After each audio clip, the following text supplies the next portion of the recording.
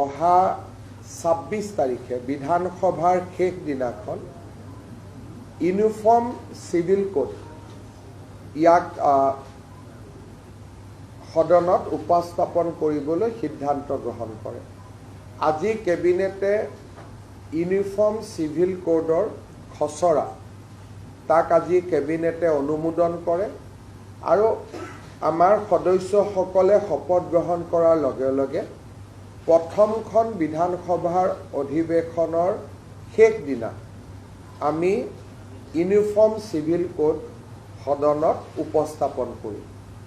আজি কেবিনেটে পাছ কৰা খচৰা অনুসৰি এই ইউনিফৰ্ম সিভিল কোডৰ পৰা জনজাতীয় লোকসকলক both hills and tribe plains জনজাতীয় লোকসকলক ইউচিচিৰ আওতাৰ পৰা বাহিৰত ৰখা হ'ব আৰু এই ইউচিচিখনে কোনো ধৰণৰ ধৰ্মীয় ৰীতি নীতি কাষ্টমছ ট্ৰেডিশ্যন এইকেইটাকো ইউচিচিৰ আওতাৰ পৰা সম্পূৰ্ণ বাহিৰত ৰখা হৈছে।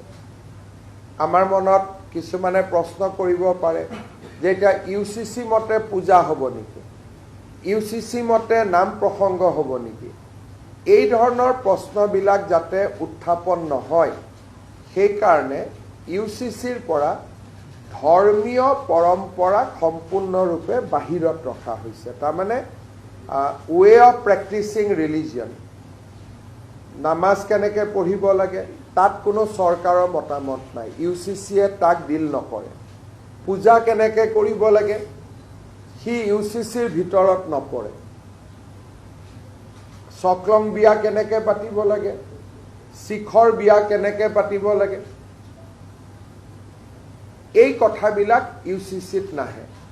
ইউচিচিত মাত্ৰ 4টা বিষয় আহিব। বিয়াৰ বাবে ন্যূনতম বয়স নিৰ্ধাৰণ হ'ব, পলিগেমি নাথাকিব, সম্পত্তিৰ অধিকাৰৰ ওপৰত থাকিব যে ছোৱালীয়েও সম্পূৰ্ণ অধিকাৰ পাব পাৰিব, লিভ ইন ৰিলেশ্যনশ্বিপৰ ওপৰত থাকিব। এই ধৰণে ধৰ্মীয় পৰম্পৰাক কোনো ধৰণে হস্তক্ষেপ নকৰাকৈ আন বিষয়সমূহতে ইউচিচি আহিব